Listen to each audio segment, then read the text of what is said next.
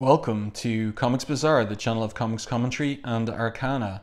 This video features X-Force number 16, cover dated November 1992, and this is part 4 of the 12-part X-Cutioner song crossover.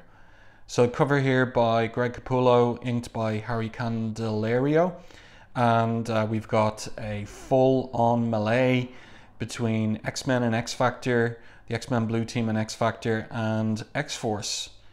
So also here to the side, to the right, is the card, the Skybox card that was polybagged with this issue. Polybag's long gone. And it features Cable as Prey from Stryfe's Strike file. And if I turn it around, you see there that there's the exact same headshot as in the corner box of the comic of Cable, and Stryfe's text runs: "Play the game with me one last time, mirror friend, run through time with me in a race against the repetition of sins we've endured and caused over and over again." So there you go, and the art here on the front of the card is by Greg Capullo and Al Milgrom. So let's open up the issue itself. So here's our first page, and we have the continuation of the situation at the end of the previous part of the crossover, X-Men number 14, with X-Men Blue Team and X-Factor facing off against X-Force, and we've even got a recall of the dialogue, Cannonball's dialogue at the end of that issue. None of us wants this fight, but we're more than ready for it. Guess the choice is yours. And basically Feral thinks they're going to attack, so she leaps into the fray, and then we get this magnificent double page spread here from Capullo, with Feral really taking what looks like a good swipe at Gambit's face here, and we've got the two teams facing off against each other. So the title of this particular chapter of the crossover is Jacklighting, and the creative team is Fabian Nicieza. Greg Capullo, penciler Harry Candelario, inker Chris Iliopoulos, letterer, and Joe Rosas, colorist. So something to note there about Nicieza, that basically he's doing 50% of this of X-Cutioner's song, because he's writing X-Men and X-Force. So he is heavily involved in this particular crossover. And here we've got a great anchor image of Cannonball punching out Havoc, and Wolverine going up against Shatterstar, who shows him respect by addressing him as Lord Wolverine. "Forgive my trespass, but a Cadre warrior prefers death to capture." Wolverine assures him, "It's okay, kid, just means the claws will be used for real," and we'll see how that turns out a little later in the issue. And we've got a reference here to the Fallen Angels miniseries and a relationship between Siren and Madrox the Multiple Man and that. But as Madrox says here, not to be rude, but what exactly have we shared? When she says to him, "Jamie, after all we shared, don't make me fight ye." And this is something that Peter David retconned out of it by revealing that the Madrox who had a relationship with Siren in that series was a dupe, and not the original. So here we have more of the fighting between them, some great fight choreography by Capullo here, really great grasp of storytelling from Capullo, even at this early start or early period of his career. Great anchor image here of Strong Guy punching Warpath out of the panel borders.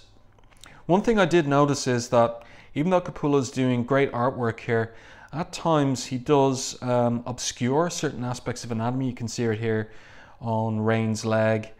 You can see this double lighting decision here on Warpath.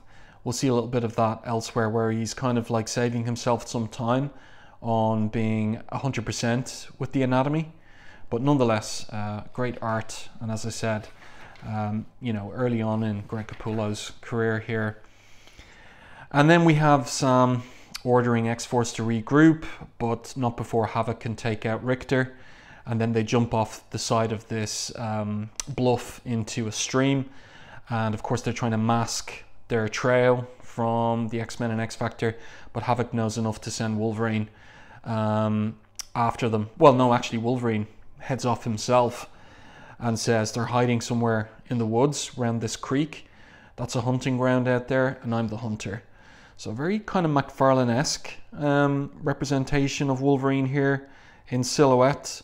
Reminds me of McFarlane's approach to Wolverine, and of course, you know, foreshadowing of Capullo's upcoming relationship with McFarlane, drawing Spawn for many issues and many years. Great anchor image here of the Gold Team. So we finally pick up with the X-Men Gold Team, and they've also got Pietro, Quicksilver on board with them. And they fly into Virginia, a warehouse complex off the Chesapeake Bay. So the Blackbird touching down there. And the narrative captions makes plain: Archangel, Quicksilver, Storm, Iceman, Colossus, and the Beast, children of the Atom, riders of the wave of genetic fire, steeling themselves for a fight against a madman who believes only the fit should survive, and only he can determine who the survivors shall be. So they're going after Apocalypse, despite the fact that, you know, the previous iteration of X-Factor, headed up by Cyclops, killed Apocalypse in X-Factor 68. But they know now that he's been reborn, and they're going after him and trying to get their teammates Scott, Summers, and Jean Grey back. Nice little kind of 3/4 reverse profile here of Storm. This was a speciality shot of Capullo's earlier in his career. Nicely done here. And nice use or spotting of blacks on these pages as well from Capullo. A strength of his style. I would say, even though, as I said, and I'll point out again, like here in this anchor image here of the Beast and Colossus smashing through the door of the garage door of the warehouse, you can see him kind of covering up the anatomy a little bit here on Beast's legs, and even here on aspects of Colossus's arm and the punch he's throwing. So a little bit of to do with the silhouetting and the spotting of blacks, as you can see here, and a little bit, I think he's saving himself some time with the anatomy early on in his career. So Storm twigs that there's movement in the warehouse via the monitor on her wrist, and who does it turn out to be except for Famine and Caliban? So Apocalypse's Horsemen.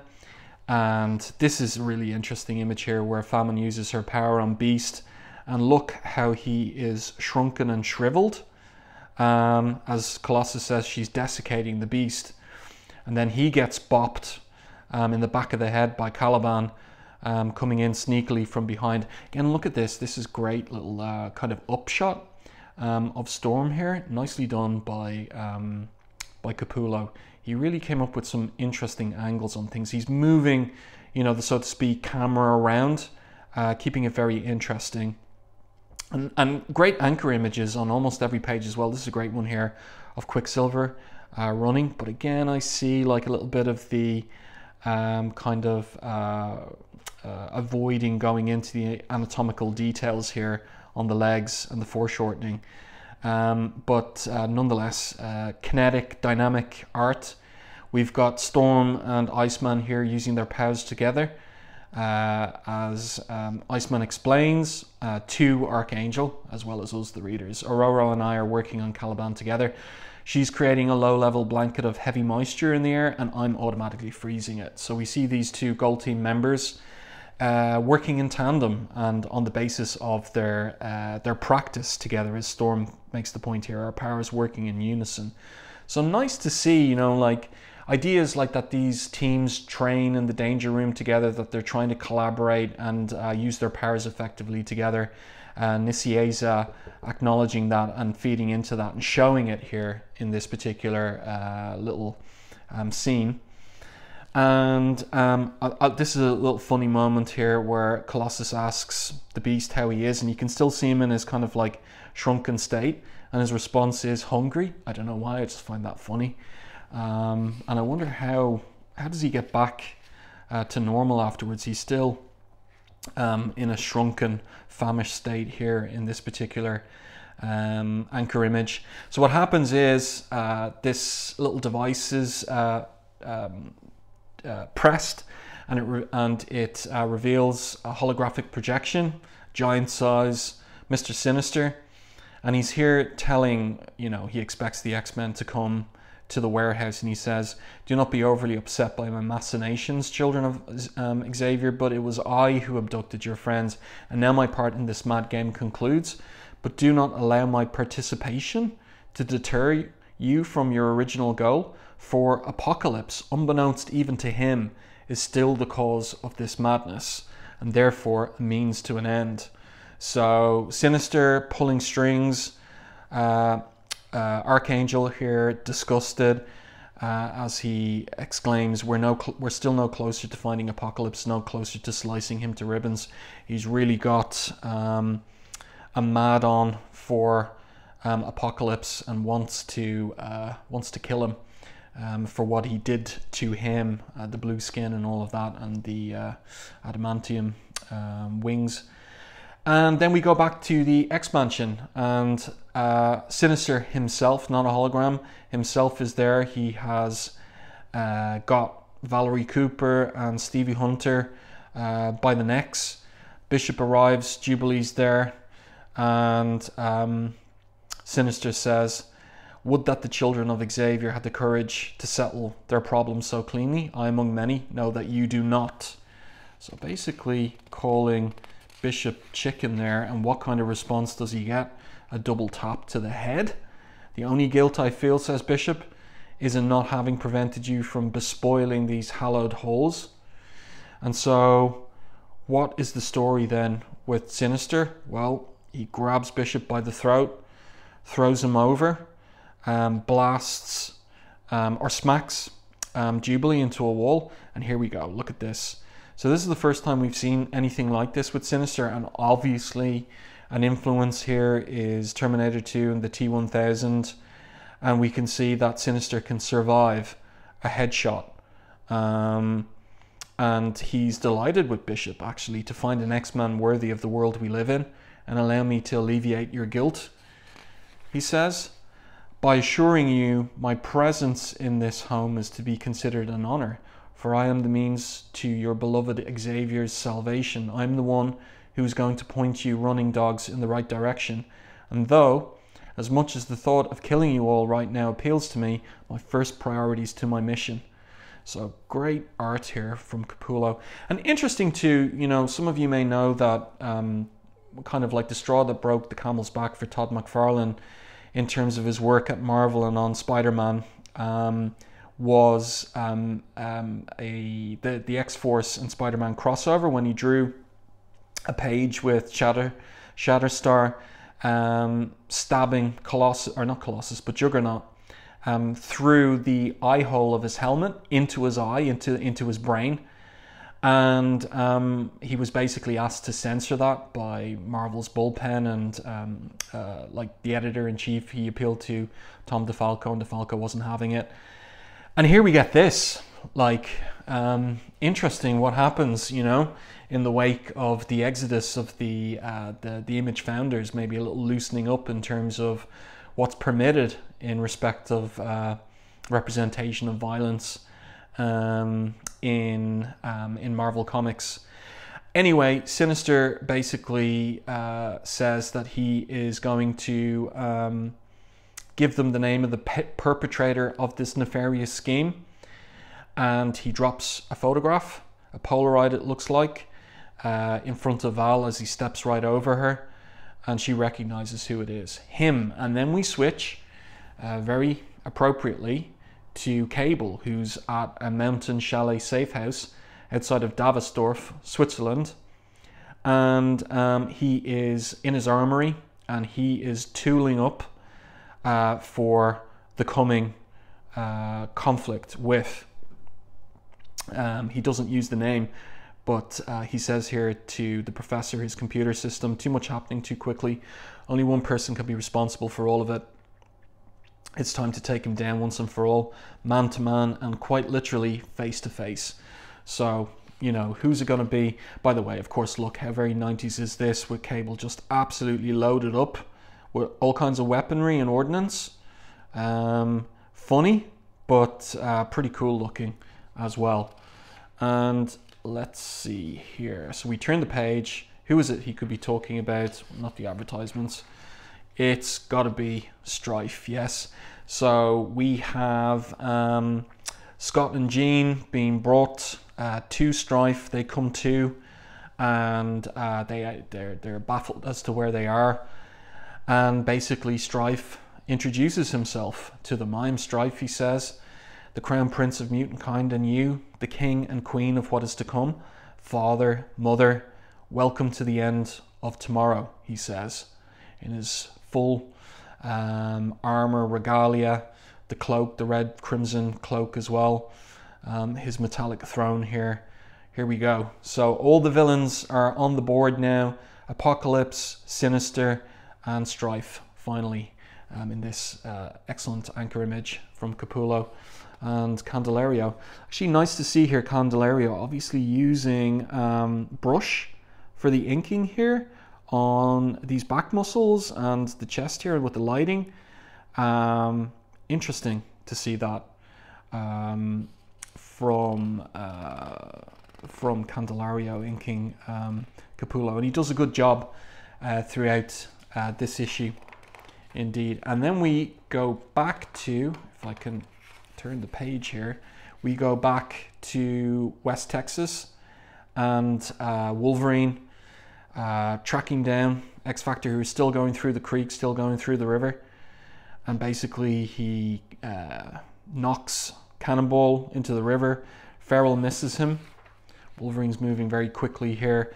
Sunspot misses Wolverine too, and basically who else is out there except for Psylocke using her ninja assassin training to sneak up on Siren and take her out with her sonic blade. And then we have, this is a great little moment, we have Wolverine getting the drop on Feral. So he's got her entire neck in between his two extended claws, and of course that middle one there, she can't go anywhere or he might pop it. And that's it. Like, Cannonball knows the jig's up. He's completely surrounded by the blue team, X-Factor, all of Madrox's dupes. Again, great spotting of blacks here, great use of silhouette here in this particular panel. Really, really nice work by Capullo. And then final page, Havoc says to Sam, I don't want to do this, Sam. I guess it's a little too late for regrets, ain't it, Alex? He asks rhetorically, ironically. There he is, in cuffs, in inhibitor braces, yes. And that's it. X-Force arrested. And we look at like kind of the emotional toll. Madrox here looking at Siren, Richter and Rain. And then basically Alex asks Wolverine, what do we do now? As Wolverine lights up for a cigarette. Job well done for Wolverine. And this is all we get next week on Uncanny X-Men number 295, The Hunt for Cable. So I do hope that you enjoyed this review and commentary on X-Cutioner's Song Part 4, X-Force number 16. If you did, please like the video. If you did enjoy it, like the video. If you haven't done so already, subscribe to the channel and stay tuned for more content like this.